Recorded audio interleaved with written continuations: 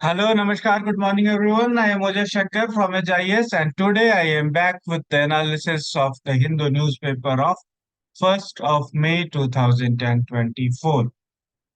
ठीक है। आज भी मैंने कुछ आर्टिकल्स को फाइंड आउट किया है और हम लोग देखेंगे कि कैसे इन आर्टिकल्स की मदद से हम लोग अपने यूपीएससी जर्नी को सप्लीमेंट कर सकते हैं। तो आज का हमारा पहला आर्टिकल होगा कोर इंडस्ट्रियल सेक्टर में कुछ एक इंडस्ट्रीज में थोड़ा सा स्लो डाउन आया है और कुछ एक इंडस्ट्रीज का ग्रोथ फास्ट एंड हुआ है। तो हम लोग देखेंगे कि इसमें कौन सी क्या बातें हैं, उससे रिलेटेड हम लोग प्रीवियस ईयर क्वेश्चन भी है और इंडस्ट्री पे आया हुआ तो उस पर डिस्कशन करेंगे। उसके बाद एक बहुत बड़ी न्यूज कल ही आई थी कि एस्ट्राजेनिका जो जिसने कोविशील्ड वैक्सीन बनाई है उसका कहना था कि आपको एक बीमारी साइड इफेक्ट के तौर पे हो सकती है, उसका नाम है थ्रोम्बोसिस। तो इंडियन डॉक्टर का कहना है कि ये तो हमें पहले से ही पता था। इस बारे में आज हम लोग बात करेंगे। तीसरी चीज तीसरा टॉपिक है कि यूएस और चाइना को कैसे अपने कॉन्फ्लिक्ट को एक साथ मिलके आराम से शांति के साथ डिप्लोमेसी के साथ वर्ल्ड पीस के लिए सॉल्व करना चाहिए, उसके लिए हम लोग बनाएंगे पढ़ेंगे तीसरा आर्टिकल। और चौथा आर्टिकल होगा हमारा इम्यूनाइजेशन पे। ठीक है, कि किस तरीके से वैक्सीनेशन का ग्रोथ होना चाहिए, इंडिया को क्या और एक्शंस लेने चाहिए, इन पे हम लोग बातें करेंगे। So the first article of the day, core sector slid 5.2% in March. Overall 5.2% का गिरावट है। The core industries rose at 3-year low 7.5% through 2023-24 but hit a multi-year high in March. मार्च में एक मल्टी ईयर हाई भी हुआ है। For the first time in 12 years, all 8 sectors recorded annual growth led by double-digit uptick in steel and coal. Double digit growth हुआ है सब में। ठीक है, जितने भी हमारे कोर सेक्टर की इंडस्ट्रीज हैं इन सब में डबल डिजिट का ग्रोथ हुआ है, which is good for our economy, which is very good for our economy. In fact ये समझने से पहले हम लोगों को एक चीज समझनी होगी कि सबसे पहले ये कोर सेक्टर है क्या। कोर सेक्टर का मतलब क्या होता है कि ये कोर सेक्टर बढ़ा कैसे। स्लेड का मतलब होता है कि स्मूथली चलना, मतलब स्मूथ कह सकते हैं इसको। स्मूथली चलने वाली चीज को हम लोग एक स्लिट की तरीके से कहते हैं कि ये जो बढ़ा है ये सिर्फ 5.2% से बढ़ा है, मतलब 5.2 को सिर्फ नहीं कह सकता, ऑल्दो 5.2 से बढ़ा है। तो ये कोर है क्या, कोर सेक्टर है क्या। तो कोर सेक्टर में 8 इंडस्ट्रीज आती है इंडिया में, 8 इंडस्ट्रीज। ओके, और ये 8 इंडस्ट्रीज क्या क्या है। पेट्रोलियम रिफाइनरी प्रोडक्ट्स, इनका जो शेयर है वो 28.4% है। दूसरा इलेक्ट्रिसिटी, तीसरा steel, coal, crude oil, natural gas, cement and fertiliser. देखिए, जो भी चीजें, जो भी इंडस्ट्रीज हैं इस इनके अलावा, वो सब डायरेक्टली या इनडायरेक्टली इन इंडस्ट्रीज पे निर्भर हैं। बिना स्टील के कोई इंडस्ट्री काम नहीं, बिना इलेक्ट्रिसिटी के कोई इंडस्ट्री काम नहीं कर सकती है, बिना पेट्रोलियम प्रोडक्ट्स के कोई इंडस्ट्री काम नहीं कर सकती। सबको चाहिए सीमेंट, सबको चाहिए क्योंकि इंफ्रास्ट्रक्चर सबको बनाना है। तो ये जो इंडस्ट्रीज हैं वो कोर में है, मतलब ये बेस फॉर्म करती हैं बाकी इंडस्ट्रीज का। और इनमें जो मतलब इंक्रीमेंट हुआ है, इनके ग्रोथ में जो इंक्रीमेंट हुआ है, which is a good indication for Indian economy. बस इसमें इशू कहाँ पे आ रहा है कि फर्टिलाइजर इंडस्ट्री जो है वो कॉन्ट्रैक्ट की है 1.3%, और रिफाइनरी जो है वो श्रैंक किया है 0.3, जो कि बहुत मिनिमल है 1.3 और 0.3 से श्रैंक करना। बट स्टील जो है वो 5.5 से ग्रो किया है। Natural gas and crude oil production 5.3 और 2% से बढ़ा है, 6.3 और 2% से बढ़ा है। सीमेंट इंडस्ट्री को देखिए 10% से बढ़ा है, कोल 8.7 से बढ़ा है। दैट मीन्स इंफ्रास्ट्रक्चर पे, इलेक्ट्रिसिटी कंजम्पशन पे, इन सारी चीजों पे हमारे यहाँ पे बढ़िया से काम हो रहा है। इस पे हम लोगों का फोकस ज्यादा है। इंडियन गवर्नमेंट और इंडियन कॉरपोरेट्स इस पे अच्छा फोकस कर रहे हैं। सीमेंट और इलेक्ट्रिसिटी पे हमारा फोकस जो है वो बहुत बढ़िया है। और देखिए अब इसका जो एक ना डोमिनो इफेक्ट पड़ता है। फॉर एग्जाम्पल अगर सीमेंट इंडस्ट्री है, उसमें ग्रोथ हुआ, मतलब क्या है कि सीमेंट मार्केट में बिका होगा। सीमेंट मार्केट में बिका है मतलब क्या हुआ होगा, कहीं पे इंफ्रास्ट्रक्चर का क्रिएशन हुआ है। इंफ्रास्ट्रक्चर का क्रिएशन हुआ है मतलब हमारे यहाँ पे कैपिटल इन्वेस्टमेंट हुई है। कैपिटल इन्वेस्टमेंट इंक्रीज हुई है, और हमें पता है कि कैपिटल इन्वेस्टमेंट इंक्रीज होने का मतलब है कि हमारी इकोनॉमी ग्रो करेगी, इकोनॉमी में ग्रोथ होगा। इसलिए इन कोई भी कोर सेक्टर को उठा के आप देखिए, मैं जैसे दूसरे किसी सेक्टर का एग्जांपल देता हूँ। Just wait a second। हाँ। अब फॉर एग्जांपल इलेक्ट्रिसिटी, अब आप किसी भी इंडस्ट्री के बारे में सोच के देखिए। अब मान लीजिए कि शुगर इंडस्ट्री है, ठीक है, शुगर मिल है कोई। शुगर मिल को मशीन चलाने के लिए इलेक्ट्रिसिटी की जरूरत है। हम्म। इलेक्ट्रिसिटी प्रोड्यूस कैसे कैसे हो रही है, रिन्यूएबल सोर्स है, नॉन रिन्यूएबल सोर्स है। ये रिन्यूएबल सोर्स चलाने के लिए भी लोगों की जरूरत है, नॉन रिन्यूएबल के लिए भी लोगों की जरूरत है, इसके प्रोडक्शन के लिए। तो एक तो यहाँ एम्प्लॉयमेंट जनरेशन, इलेक्ट्रिसिटी ज्यादा बिक रही है, यहाँ शुगर मिल में भी ज्यादा लोग काम करेंगे, या फिर जो लोग काम कर रहे होंगे उनका प्रॉफिट इंक्रीज होगा, होगा ना। इस तरह से ये जो सेक्टर्स हैं, ये जो कंपनीज है, इंडस्ट्रीज हैं, ये कोर फॉर्म करती हैं, बेस फॉर्म करती हैं सारे इंडस्ट्रियल प्रोडक्शन, जिनको कोर सेक्टर कहते हैं। और हमारे यहाँ पे ये 5.2% है, which is a good indicator.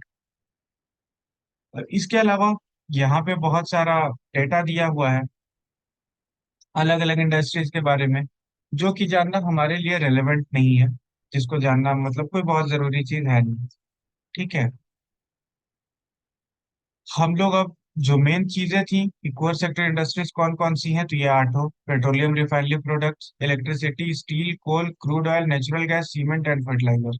इन आठों के बारे में हम लोगों ने जान लिया। ओके। इनका परसेंटेज क्या है, ये डिक्रीजिंग ऑर्डर में है। इसको डिक्रीजिंग ऑर्डर में ही याद रखना है, क्योंकि आपसे पहली बार जो ये पूछा था 2015 में, ये देखिए, which one of the following given is the highest weightage, किसका हाईएस्ट वेटेज है। तो अब देखिए कोल का कितना परसेंट था, इलेक्ट्रिसिटी, फर्टिलाइजर, स्टील। तो अब सबसे हाईएस्ट तो पेट्रोलियम रिफाइनरी प्रोडक्ट्स का। लेकिन यहाँ पे दिए गए ऑप्शंस में से सबसे हाईएस्ट कौन है, इलेक्ट्रिसिटी जनरेशन। इसलिए करेक्ट ऑप्शन बी होगा। अब हो सकता है ना कि आगे से ये दे दे कि चार पांच इंडस्ट्रीज का नाम दे दे, कहे कि अपने परसेंटेज के हिसाब से, वेटेज के हिसाब से इनको क्रोनोलॉजी में लगाइए। तो आपको अगर इसका कंसेप्ट क्लियर नहीं होगा यहाँ पे कि कौन सा किसका कितना है परसेंटेज ऑफ शेयर, तो आप कैसे टिक कर पाएंगे। इसलिए we need to remember this industries, इनका नाम याद रखना जरूरी है, और इनका परसेंटेज भी याद रखना जरूरी है। इसलिए इसको कहीं पे लिख के चिपका लीजिएगा दीवारों पे अपनी, पूछा जा सकता है, बिकॉज ये रिपीटेड क्वेश्चन है, 2015 में आ चुका है। ओके। तो पहले बेस, यूपीएससी का तो यही रूल है कि किसी भी टॉपिक पहले बेसिक क्वेश्चन, फिर एडवांस क्वेश्चन, इसी तरीके से साइकिल चलता है।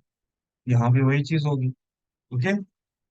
सो now moving on to our next article. Article क्या है, कहता है कि AstraZeneca submission over covid vaccine nothing new, says doctor. कि एस्ट्राजेनिका ने जो सबमिशन किया है कोविड वैक्सीन को लेके, उसमें कोई नई बात नहीं है, ऐसा डॉक्टर्स का कहना है। अब पूरी कहानी क्या है, वैसे तो आप लोगों को पता चल ही गई होगी, बट फिर भी मैं ब्रीफली एक बार बता देता हूँ। कहानी यह है कि एस्ट्राजेनिका ने हमारे सीरम इंस्टीट्यूट ऑफ इंडिया के साथ मिलके कोविड 19 के लिए एक वैक्सीन बनाई थी। उस वैक्सीन का नाम था कोविशील्ड। ठीक है। बहुत लोगों ने हम में से कोविशील्ड वैक्सीन लगवाई थी। अब क्या हुआ है कि बहुत सारे जगहों पे उसके चलते बीमारियां देखने को मिली लोगों के पीछे। तो लोगों ने उस चीज का कंप्लेंट किया यूके में, और इस पे केस हुआ। तो ये जो कंपनी वाले हैं, एस्ट्राजेनिका वाले, इन लोगों ने क्या कहा कि जो थ्रोम्बोसिस बीमारी पोटेंशियली हो सकती है इस वैक्सीन की वजह से। मतलब थ्रोम्बोसाइट साइटिस सिंड्रोम ये हो सकता है। इसमें होता क्या है, थ्रोम्बो वर्ड जो है वो ब्लड से कनेक्टेड है। मतलब ब्लड क्लॉटिंग हो सकती है बॉडी में आपकी इस वैक्सीन के चलते। ये एक साइड इफेक्ट है ब्लड क्लॉटिंग। तो हमारे यहाँ के डॉक्टर्स कह रहे हैं कि भाई ये कोई नया इन्फॉर्मेशन थोड़ी है। हमारे यहाँ के डॉक्टर जो है ना वो अल्फा है, अल्फा। अल्फा समझते हो, इंस्टाग्राम पे आप लोग तो सब लोग अल्फा मेल बहुत बनते होगे। ये हमारे यहाँ के डॉक्टर्स है भाई। ये अल्फा सिग्मा बीटा सब है। इनका कहना है, ये तो हमें पहले से ही पता था। कैसे पता था? कि जो राजीव जयवर्धन है, chairman national Indian medical association के, उनका कहना था कि कोर्ट में जो आज सबमिशन किया इन लोगों ने, ये हमें पहले से ही पता है, ये बात हमको पहले से ही जानती है। लेकिन बात है कि इनका कहना है कि 21 दिन तक ही वैक्सीन का जो हमने फर्स्ट डोज लिया है, वैक्सीन के फर्स्ट डोज के 21 दिन से 30 दिन के भीतर ही जो भी इफेक्ट दिखाना होता है दिखा लेता है। उसके बाद ये नहीं दिखाता, उसके बाद ये चीजें नॉर्मलाइज हो जाती है। इस वैक्सीन का इफेक्ट उसके बाद नॉर्मल हो जाता है। वैसे तो टीटीएस जो है, थ्रोम्बोसिस वाली जो बीमारी है, ये एक लाइफ थ्रेटनिंग डिजीज है। बट ये 21 से 30 दिन के भीतर ही अपना इफेक्ट दिखाती है, उसके बाद ऐसा कोई इफेक्ट सामने नहीं आता है, ऐसा कहना है हमारे यहाँ के डॉक्टर्स। अब जो हमारी हेल्थ मिनिस्ट्री है और सीरम इंस्टीट्यूट ऑफ इंडिया है, जिसने ये वैक्सीन बनाई है, उन लोगों ने अभी तक इस पर कोई स्टेटमेंट जारी नहीं किया है। उन लोगों ने कोई स्टेटमेंट दिया नहीं। ठीक है। तो यही चीज है कि जब आपको पहले से मालूम थी तो लोगों को इसके लिए अवेयर करना था इस पे, और रिसर्च करके आपको इस साइड इफेक्ट को मिनिमाइज करना चाहिए था। या इस पे काम हुआ भी होगा।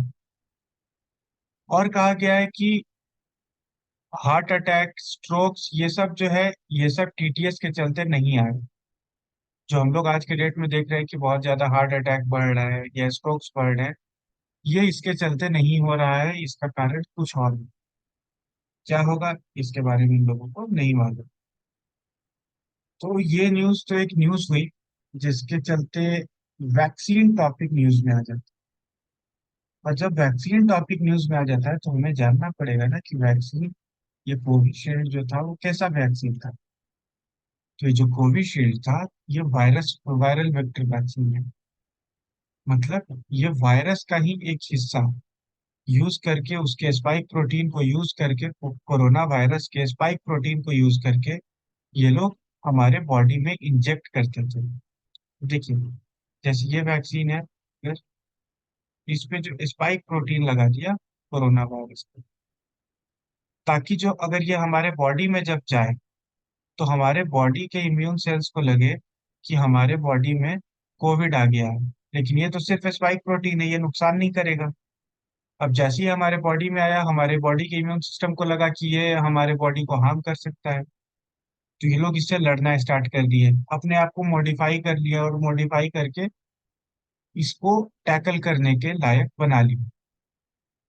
अब जब आपने इसको टैकल, इसके स्पाइक प्रोटीन को टैकल करने के लायक अपने आप को बना लिया, मतलब टोटली आपने, आपके बॉडी ने, आपके इम्यून सिस्टम ने पूरे के पूरे कोरोना वायरस को ही टैकल करने का सिस्टम बना लिया, क्योंकि उसका पूरा पावर जो है उसके स्पाइक प्रोटीन में ही होता है। मतलब स्पाइक प्रोटीन के थ्रू ही वो आपके बॉडी से अटैच हो सकता है, और तभी जाके एक्सचेंज होता है उसका वायरस हमारी बॉडी। ठीक है। और उसके स्पाइक प्रोटीन को किल करने की जब क्षमता हमारे बॉडी में आ गई, तो मतलब हमारे बॉडी में उस बीमारी के को हमारे बॉडी में एंटर ही नहीं करने देगा वो। मतलब जैसे एंटर किया वहीं पे उसको मार देगा।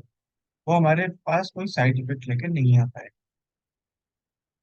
ये हुआ स्पाइक प्रोटीन वाला तरीका। अब हम लोग एक बार ब्रीफली देख लेते हैं कि बाकी सारी कोविड 19 वैक्सीन कैसे वर्क करती हैं। ओके। तो इनमें सबसे पहले viral vector vaccine. Viral vector vaccine कौन था? कोविशील्ड।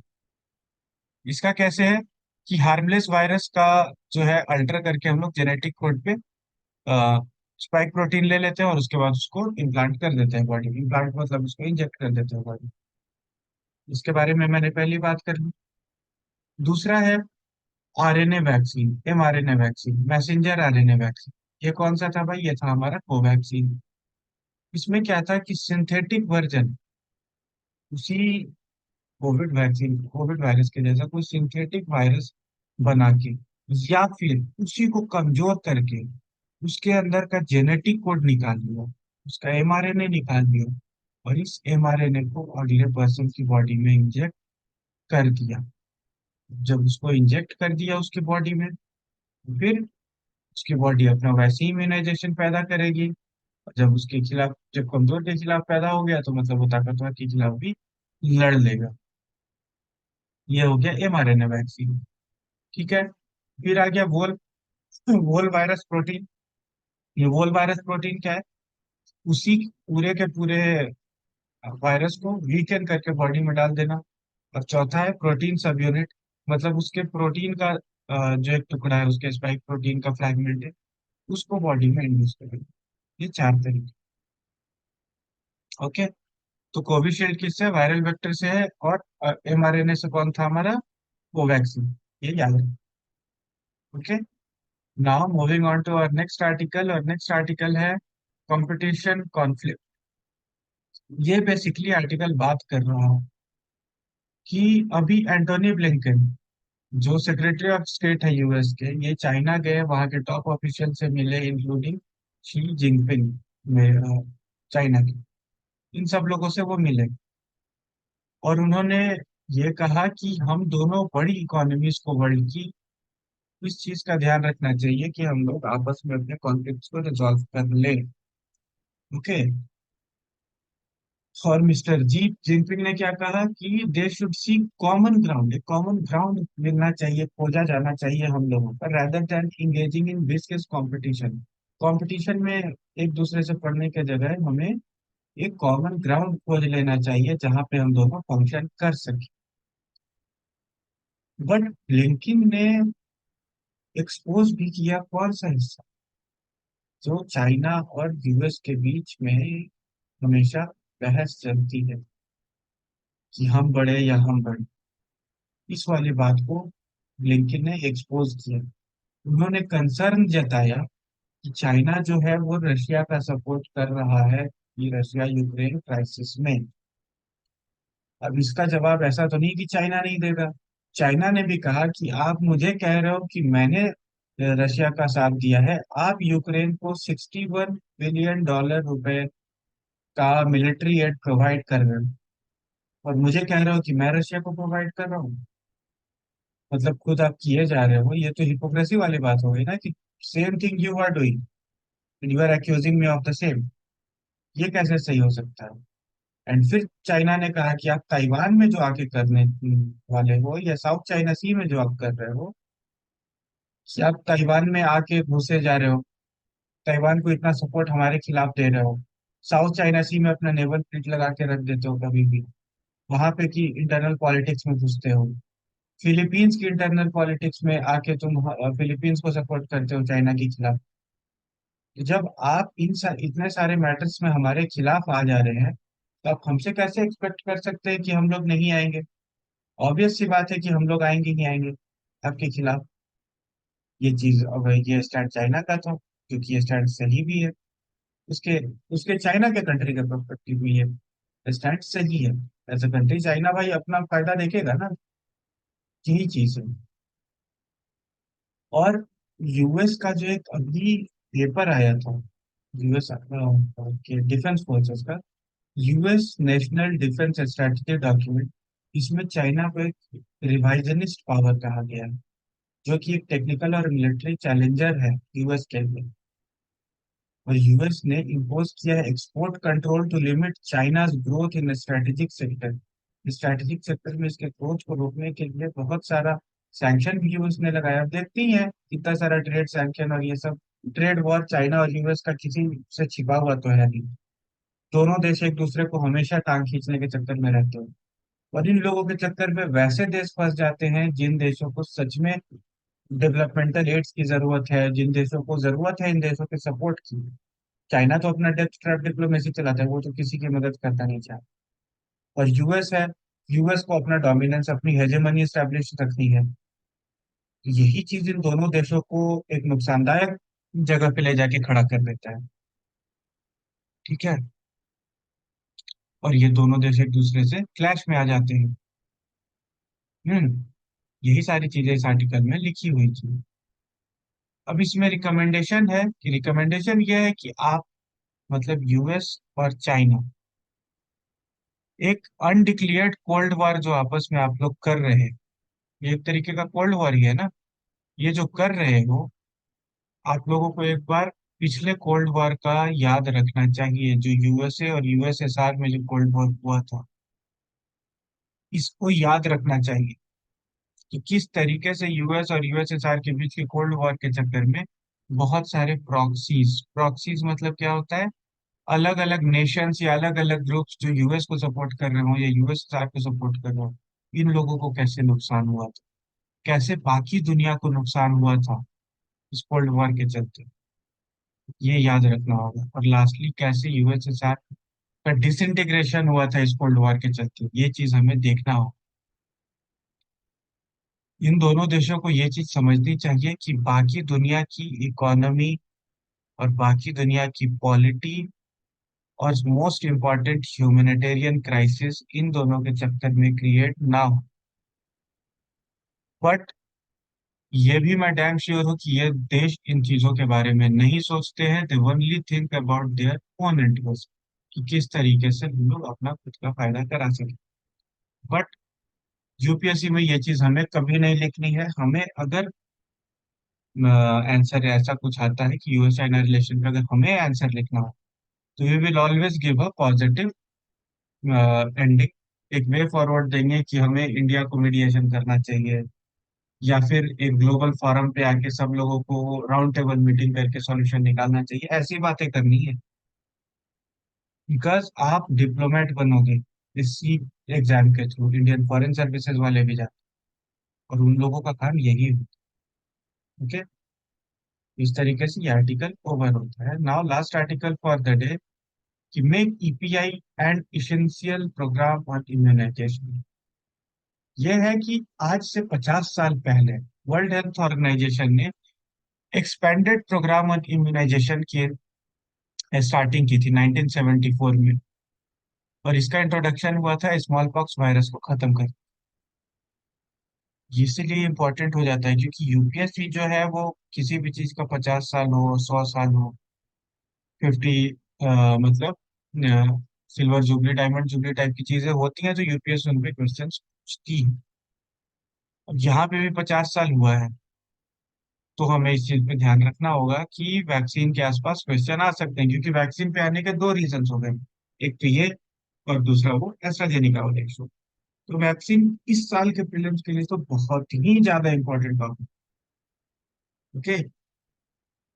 इसमें क्या है, इंडिया लॉन्च्ड ईपीआई इन 1978, जो ये 1974 में किया था वर्ल्ड हेल्थ ऑर्गेनाइजेशन ने। इंडिया ने भारत में 1978 में लॉन्च किया, और बाद में इसको यूआईपी कह दिया, यूनिवर्सल इम्यूनाइजेशन प्रोग्राम। 1985 में इसको यूआईपी नाम दे दिया गया। ठीक है। और ये जो हुआ था, ये कोलैबोरेशन विद इंटरनेशनल एक्सपर्ट, बहुत सारे देश विदेशों के साथ हमने कोलैबोरेट किया और इसको भारत में लागू किया। इनिशियली जो ये ग्लोबल लेवल पे 1974 में हुआ था, स्मॉल पॉक्स से तो शुरुआत हुई थी, बट उसके बाद ये 6 डिजीजेस के लिए आए थे। बस 6 डिजीजेस के लिए, 6 बीमारियों। लेकिन उसके 5 डिकेड बाद, मतलब 50 साल बाद, ये 13 डिजीजेस के लिए अवेलेबल है। ठीक है। जो कि यूनिवर्सली 13 डिजीजेस के लिए कहा गया कि भाई पूरे दुनिया में 13 डिजीजेस को मिलना चाहिए यूनिवर्सल इम्यूनाइजेशन। और 17 और ऐसे डिजीजेज हैं जो अलग अलग सिचुएशन, अलग अलग जगह के हिसाब से उनको वहां पे मिलना चाहिए। और हमारे पास ऑलमोस्ट 125 पैथोजेंस के खिलाफ वैक्सीन अवेलेबल है। और ये सारी डेवलप्ड कंट्रीज में ही नहीं, जो low income countries, middle income countries, वहां की भी बात। ओके। अब यहाँ पे एक सक्सेस स्टोरी बताई जाएगी। सक्सेस स्टोरी ये बताई जा रही है, जो डीपीटी वैक्सीन हुई थी, इसमें पहले हमारे पास इंडिया में सिर्फ 5% हम लोग लोगों को दे पाए थे 1970 1980 में। आज 2022 में हमने 84% बच्चों को दे दिया, which is huge huge achievement कि 84% इंडिया जैसे पॉपुलेशन को हमने कवर। स्मॉल पॉक्स की जो वैक्सीन थी, उसकी मदद से हमने स्मॉल पॉक्स को इरेडिकेट कर दिया, और पोलियो को इलिमिनेट कर दिया। मतलब इरेडिकेट मतलब वो टेम्पोरली खत्म है, और एलिमिनेट मतलब वो भी खत्म होने की कगार पे है। मतलब इन जनरल अब नहीं होता। ओके। और इंडिया का जो कवरेज है वो 2019 से 21 के बीच में ऑलमोस्ट 76% पहुंच चुका है। 76% is huge huge huge number. ठीक है। इंडिया के कंटेक्स्ट में अगर हम लोग देखें तो 76% एक बहुत बड़ा है। अब और इस आर्टिकल का क्या कहना है कि वैक्सीन जो है वो बहुत इकोनॉमिक फ्रेंडली चीज होती है। क्योंकि अगर $1 हम लोग एक वैक्सीन पे खर्च करते हैं, वैक्सीनेशन पे खर्च करते हैं, तो ऑलमोस्ट 11 टाइम्स इसका रिजल्ट देता है। अगर ₹1 खर्च करते हैं तो उसका फायदा ₹11 का होता है। बहुत बड़ा फायदा है, 11 गुना बेनिफिट आपको मिल रहा है। क्या। और इम्यूनाइजेशन प्रोग्राम जो है वो सक्सेस है। बहुत सारे अलग अलग सेक्टर्स में ये काम कर रहा है, और इसमें पब्लिक प्राइवेट पार्टिसिपेशन भी है। प्राइवेट हॉस्पिटल्स भी इसमें बहुत बढ़ चढ़ के अपना हिस्सा निभाते हैं। ओके। और यह है कि इसमें एक यूनेस्को की रिपोर्ट आई थी कि इम्यूनाइजेशन नो डाउट इंक्रीज हुआ है, बट पिछले 10 सालों में जो चिल्ड्रंस के इम्यूनाइजेशन कवरेज है उसमें डिक्लाइन देखने को मिली। चिल्ड्रंस का जो इम्यूनाइजेशन है उसमें डिक्लाइन देखने को मिली। ये चीज यूनेस्को का कहना है। ये डेटा आप याद रख सकते हैं। इसको आप अपने मेंस आंसर में अगर यूज करेंगे तो ये वैल्यू एडिशन पॉइंट। ठीक है। और क्या है कि इंडिया का जो है वैक्सीनेशन स्टेट वाइज भी और नेशनली भी इंक्रीज हुआ है। भले ही हमारे इनइक्वालिटीज है, बट वैक्सीनेशन प्रॉपर वे में हुआ है। क्यों हुआ है? क्योंकि हमारे यहाँ पे यूनिवर्सल इम्यूनाइजेशन प्रोग्राम, जिसको अब मिशन इंद्रधनुष भी कहते हैं, इंद्रधनुष भी चलाया गया था ना बहुत सारी बीमारियों के लिए। ये भी एक तरीके का यूनिवर्सल इम्यूनाइजेशन प्रोग्राम ही है इंडिया में। ओके। अब इसमें यही, मतलब इधर बीच बीच में जो बातें लिखी है मैं आपको एक बार शॉर्ट में बता देता हूँ कि पहले मानना था कि वैक्सीन जो है, वैक्सीनेशन जो है वो मोस्टली बच्चों के लिए, बट विथ टाइम ये चीज कंफर्म हुई कि नहीं, जो बड़े लोग हैं उनमें भी वैक्सीन काम कर सकती है। जैसे प्लेग की वैक्सीन 1987 में बनी, इंडिया ने ही बनाई, इंडिया का भी उसमें एक। उसके बाद ये बड़े लोगों को भी लगाई गई, उससे बड़े लोगों को भी फायदा हुआ है। रेबीज की वैक्सीन को देख लीजिए, कोलरा की वैक्सीन, टाइफाइड की वैक्सीन, इन सब की वैक्सीन ने बड़े लोगों पे भी बढ़िया काम किया। इन्फ्लुएंजा की वैक्सीन ने बढ़िया काम किया। ये सारे लोग के लिए काम किया। ठीक है। बट इशू ये था, आज से कुछ सालों पहले तक, आज से मतलब 10 15 20 सालों पहले तक, कि सभी लोगों के पास वैक्सीन अवेलेबल नहीं थे। बट अभी वैक्सीन बहुत अच्छे तरीके से अवेलेबल हो पा रही है लोगों के पास। उसका कॉस्ट भी कम किया गया है। भारत है जो बहुत सारे देशों की मदद करता है, जैसे अपनी वैक्सीन मैत्री के थ्रू कोविड वैक्सीन का कितना मदद किया था इंडिया। अफ्रीका से लेके मालदीव सारे देशों को वैक्सीन दी भारत ने, वैक्सीन मैत्री इनिशिएटिव के अंदर।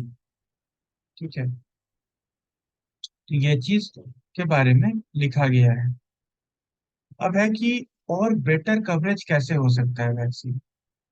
तो और बेटर कवरेज करने के लिए आपको टेक्निकल डिस्कशन और इम्यूनाइजेशन कवरेज को बढ़ाना होगा।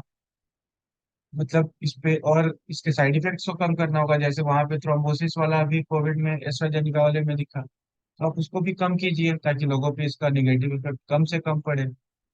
एल्डरली और एडल्ट पॉपुलेशन को भी इसमें अटैच कीजिए। इनका कहना है कि फ्री ऑफ कॉस्ट सारे लोगों को वैक्सीन मिलनी चाहिए गवर्नमेंट के द्वारा, ताकि लोगों के अंदर वैक्सीन हेजिटेंसी भी ना रहे कि पैसे लग रहे हैं इस चीज के चलते। और दूसरा, अवेयरनेस प्रोग्राम जनरेट किया जाना चाहिए अलग अलग जो प्रोफेशनल्स हैं, डॉक्टर्स हैं, मेडिकल कॉलेज के जो रिसर्चर्स हैं, इन लोगों की मदद से, ताकि जो लोग वैक्सीन नहीं लेना चाहते इस डर से कि वो उनके बॉडी पर गलत इफेक्ट कर जाएगी, वो लोग भी वैक्सीन लें। ठीक है। ये ये काम होना चाहिए। वैक्सीन रेजिस्टेंसी पे काम होना चाहिए। प्रोफेशनल एसोसिएशन को, कम्युनिटी मेडिसिन एक्सपर्ट को, इन लोगों को मिलके एक अवेयरनेस कैंपेन जनरेट करना चाहिए। और एविडेंस बेस्ड बात होनी चाहिए कि आप एविडेंस प्रोवाइड कीजिए, रिसर्च कीजिए उस पर, एविडेंस प्रोवाइड कीजिए कि क्या क्या आपने काम किया है और कैसी ये वैक्सीन हमारे लिए और पूरे लोग, सारे लोगों के लिए ये बेहतर है। ओके। इस तरीके से हम लोग जाके कंप्लीट वैक्सीनेशन अचीव कर पाएंगे। ओके। यहाँ पे यही बात है। अब देखिए इस आर्टिकल को अगर आप देखिएगा ना, यहाँ पे से अगर प्रीलिम्स पर्सपेक्टिव से देखा जाए तो हमारे लिए वैक्सीन सबसे इंपॉर्टेंट चीज है, क्योंकि दो दो न्यूज आ चुकी हैं वैक्सीन के ऊपर। और ये आर्टिकल जो है ये मेंस प्रोस्पेक्टिव से काफी इंपॉर्टेंट है, क्योंकि मेंस में हेल्थ केयर है, हेल्थ केयर पे क्वेश्चंस आते हैं। अब जब ये WHO ने प्रोग्राम लॉन्च किया है, उसके 50 साल हुए हैं अगर इस प्रोग्राम के, तो मतलब ये प्रोग्राम यूपीएससी की नजर में आएगा ही आएगा, और गवर्नमेंट का ध्यान इस चीज पर रहता ही रहता है।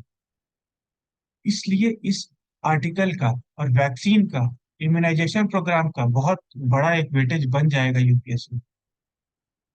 मिशन इंद्रधनुष, वैक्सीन मैत्री, इन सारी चीजों को हमें पढ़ना पड़ेगा ध्यान से। मिशन मैत्री में जैसे हमने इंटरनेशनल रिलेशंस को डेवलप किया, इंद्रधनुष के थ्रू हमने अपने देश के भीतर लोगों को वैक्सीनेशन प्रोवाइड किया। इन चीजों पे हमें ध्यान देना होगा। ओके। आई होप आपको ये चीज समझ में आई हो। अगर आपको कोई डाउट है तो आप कमेंट सेक्शन में पूछ सकते हैं, अगर कोई फीडबैक देना है तो वो भी आप कमेंट सेक्शन में दे सकते हैं। ठीक है। आज का हमारा डिस्कशन इतना ही था। कल फिर इसी टाइम पे आपसे मिलता हूँ, कल के न्यूज़पेपर के डिस्कशन के साथ। तब तक के लिए have a great day, signing out, Ojas Shankar.